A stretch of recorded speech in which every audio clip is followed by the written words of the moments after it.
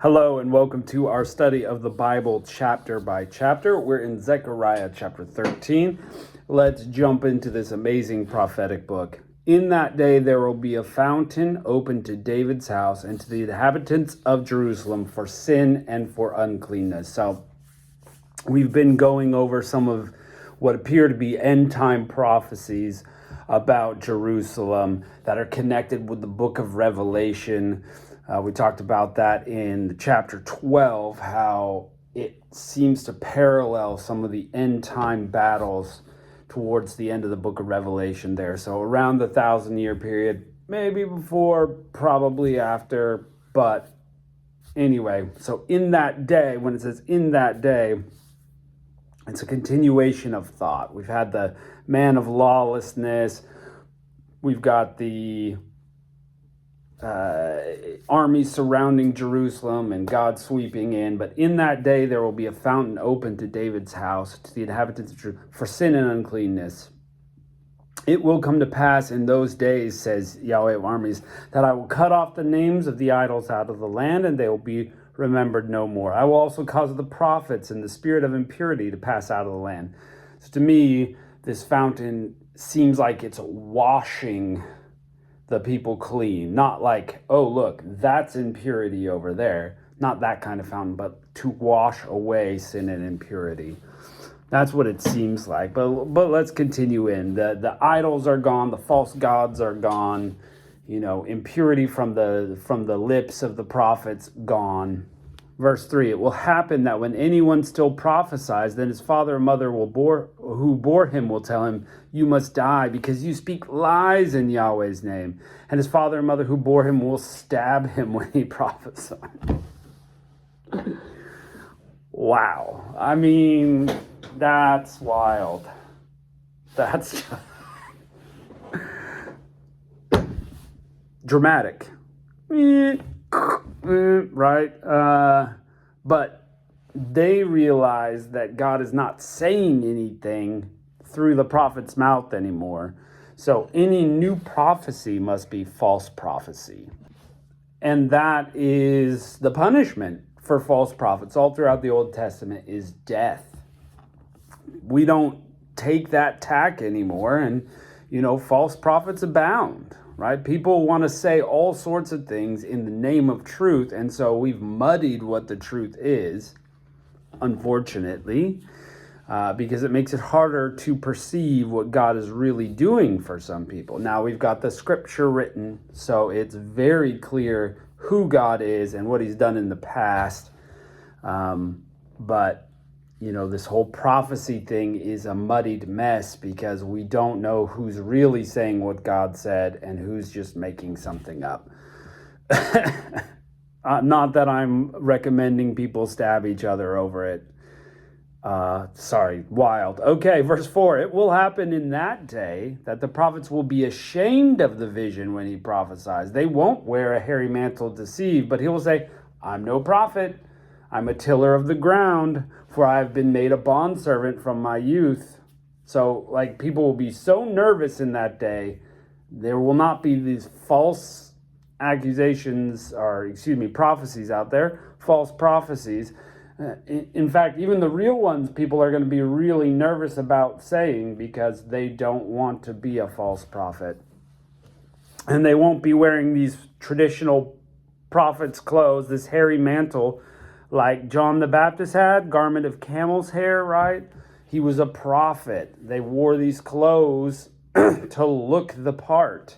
And they won't be doing that to deceive people. They'll be so nervous. Verse 5, but he will say, I'm no prophet. Oh, we did that. Verse 6, one will say to him, what are these wounds between your arms?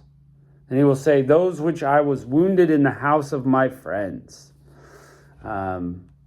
So I don't know if that's a mark of prophecy that they used to have or what. That's kind of unknown to me. I suppose these could be for a false prophet, marks from somebody stabbing them, like it said. Or, it could be like in Elijah, the prophet Elijah, what they did to get God's attention was gash themselves. If you recall that story, it's It's Elijah versus 450 prophets of Baal and 400 prophets of Asherah, and they're doing these dances and they're slashing themselves and they're trying to get God's attention. So the person will be so nervous to show that they're a false prophet because of the payment of being stabbed and dying for false prophecy, that they're going to be covering their arms and they don't want to be known as a false prophet. Won't that be nice when only truth is spoken? Won't that be nice? When things are straightforward and truthful, we should all be doing it. We should be telling the truth, not the truth to harm somebody, but not deceiving each other. Verse 7, awake sword against my shepherd and against the man who is close to me, says Yahweh of armies. Strike the shepherd and the sheep will be scattered, and I will turn my hand against the little ones. I think there's a New Testament reference there, in the Gospels particularly. Strike the shepherd and the sheep will be scattered. Phrase quoted by Jesus in Matthew 26 to predict the disciples. Let's look that up really quick. In the book of Matthew, chapter 26, verse 31, this is just after they've had dinner together, right? And Jesus has been teaching, and Judas is off to betray Jesus. Then they leave, they sing a hymn and go out to the Mount of Olives. Then Jesus says, all of you will be made to stumble because of me tonight, for it is written, I will strike the sheep and the sheep of the flock will be scattered. Direct quote. I mean, this happened yesterday. You're talking about all these other things, and all of a sudden, we are honing in on Jesus, right? The one whom they pierced, we talked about yesterday. I will strike the sheep, strike the shepherd, and the sheep will be scattered. I will turn my hand against the little ones. This is about Jesus. All of a sudden, Jesus in the middle of this. And that's what's so tricky about prophecy. We've said it 100 times, so I won't belabor it, is we're bouncing back and forth between prophecies for the moment, prophecies medium term, and prophecies for the end of time. It's just bouncing back and forth. So you've got to be so careful.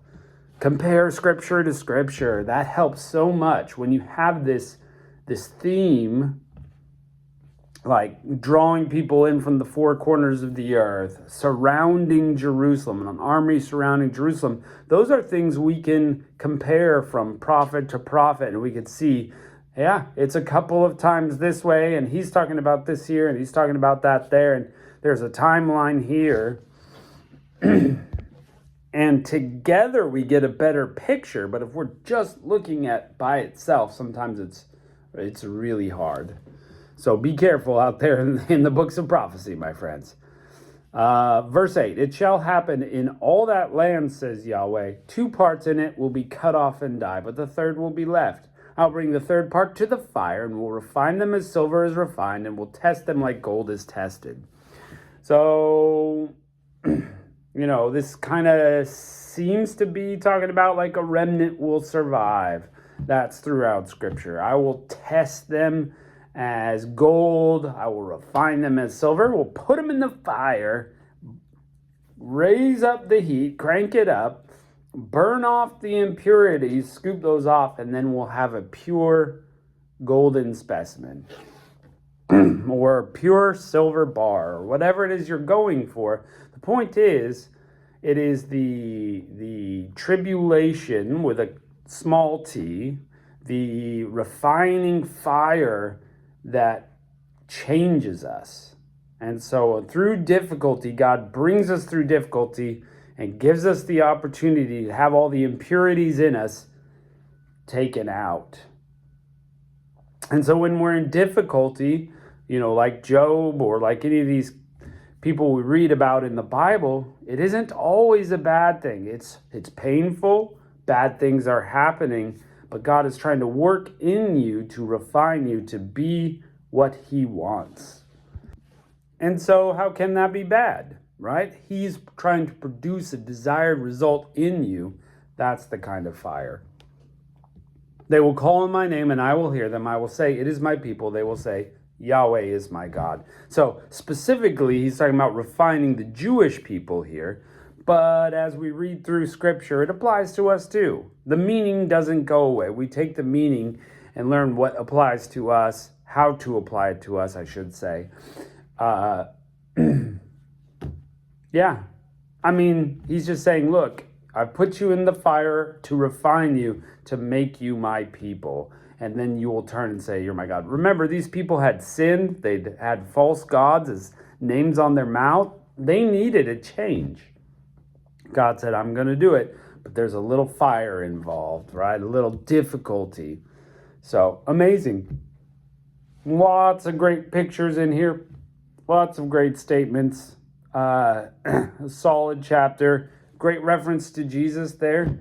Just kind of snuck into the lines there. And it's so great, I think, in the Gospels, how much Jesus is quoting the Old Testament. And not only that, how much we see what he fulfills that is prophetically about him. And that's why you got to read the whole Bible. Because you could be caught up, well, we don't need the Old Testament anymore. We've got the New with Jesus. Well, it's very much rooted in the Old Testament. It's all there. It's all one big long story. Thanks for joining us. We'll see you next time.